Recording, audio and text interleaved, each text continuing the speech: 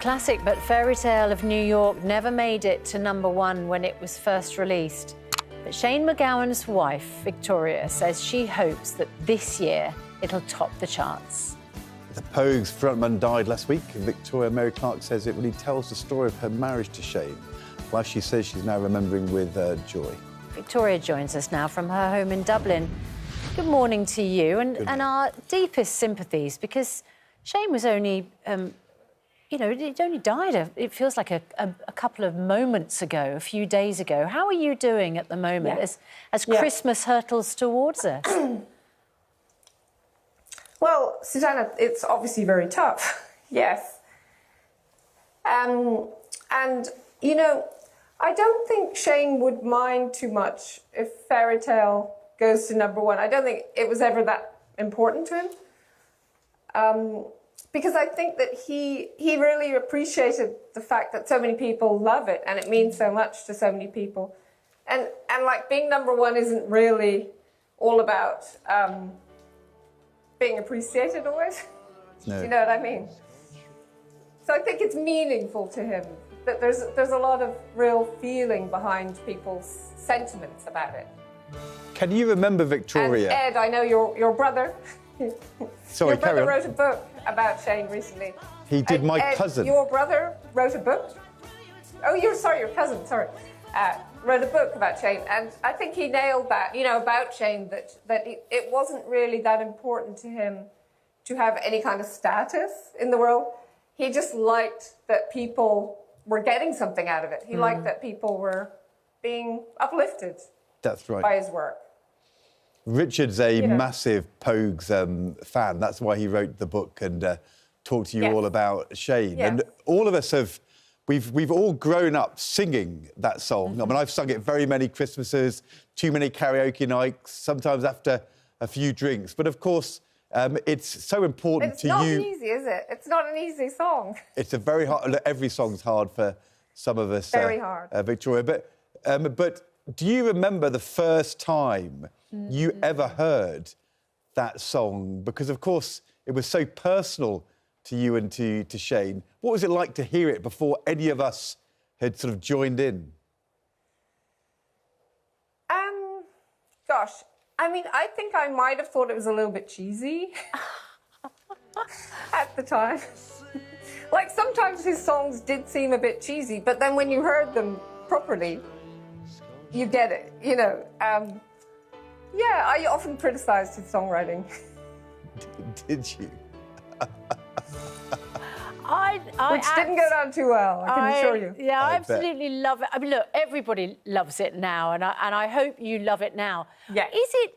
Do you have I do love it now. Do you have a favourite lyric from it, or a favourite moment in it, or is there something about the story of that song that we currently don't know that we should know? No, I just feel like that thing of, you know, you gave your, like, you took my dreams from me, and then I put them with my own. And I think that's how, you know, a couple works. If you work together, your dreams have to become a collaboration. And I feel that that was the essence of our relationship, was that we were very much a collaboration and that everything supported each other, you know. So Shane really supported my stuff, my work, and I loved his work, and I loved standing on the side of the stage watching him sing. And, you know, it wasn't always easy, as you all know, because he was very, he pushed the boundaries, and he was reckless, and he was, very unconventional. So it was like watching a racing driver and not knowing if they were going to crash, watching him going on stage. But I think the real reason I wanted to go on your show today is because, as you were just talking about your contestants on I'm a Celebrity, Get Me Out of Here, and they were talking about facing big fears. And I think for most of you watching, the biggest fear you probably have is that you're going to lose a loved one, and it's going to happen. You know, you can't really get around that. You all are going to lose a loved one. And I know that for me, I spent many, many years, probably at least 35 years, worrying about losing Shane, because he was so ooh, what's the word? So I guess he just pushed the boundaries so much of what humans can do to their bodies. And so I dreaded that, and I thought that I would fall apart. I thought I would die. I thought I would not be able to speak. I thought I'd be, you know, just like comatose or on drugs myself or something like that. So I just want you all to know that it's not as bad as you think it's going to be. Mm-hmm. And there's a huge amount of love that comes your way when you lose someone that you didn't really expect. And in my case, you know, I've been overwhelmed by how much love and support there is. Like me and Shane, we spent most of our lives really in recent years sitting at home watching The Crown. You know, we didn't really go out. So we didn't know what was going on in the outside world very much. We were very quiet life, very happy, like very, very happy. We didn't want anything else. We just wanted to sit here together watching telly. But to know now that there's all these people out there who feel so strongly about him, it's sort of like, you know, you lose with one hand, but you receive with the other.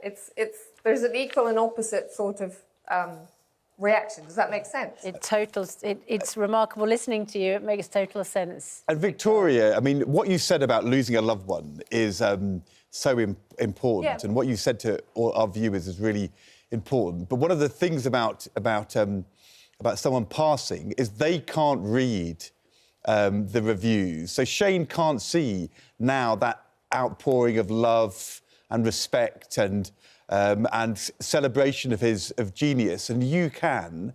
And when you see all of these things said in the last few days, how do you feel? And also, how do you think Shane would have felt seeing all of this?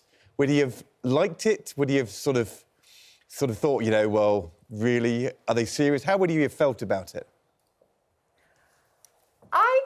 I know he can see it. Like, I can feel him here right now watching you. So I know he's here and I know he's feeling this. And I know he genuinely loved people. He loved humanity. I mean, that was one of the things that I got from our relationship, was that when I met Shane, I wasn't that interested in humanity. I was pretty, like, aloof and quite elitist and a bit of a snob, and I was only really interested in meeting celebrities. But Shane wanted to meet everyone. He wanted to meet, like, homeless guys on the street. He wanted to meet taxi drivers. He wanted to meet waiters. He wanted to meet, like, literally, he just loved humans. And he didn't have that much interest in celebrities. So, you know, I was the one who was, like, trying to persuade him to be nice to Bono or to try and get invited to Elton John's parties or something. But he honestly just couldn't be bothered. He was like, everybody's just a human to him. Nobody's special. Nobody's more special than anyone else. And so if he likes the person, it doesn't matter, like, what they do for a living, you know. And I think that was really a thing that I took away from our relationship, and it's really influenced me. You know, like, I never saw Shane walk past a homeless person without pulling out a wad of cash. And Richard said that in his book. And that really just impressed me. It really did, all the time. And I still feel like I've been, like, changed by him. Victoria, I think everyone loves the way that you talk about your husband. Good luck for the next few weeks, months, years, because, you know, you're being so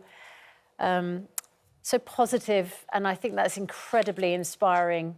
And I know it wouldn't have mattered to Shane whether he got to #1, but I think everybody would love that song to get to #1 for you, for Shane. For Kirsty, of course, as well, who we've lost 23 years ago.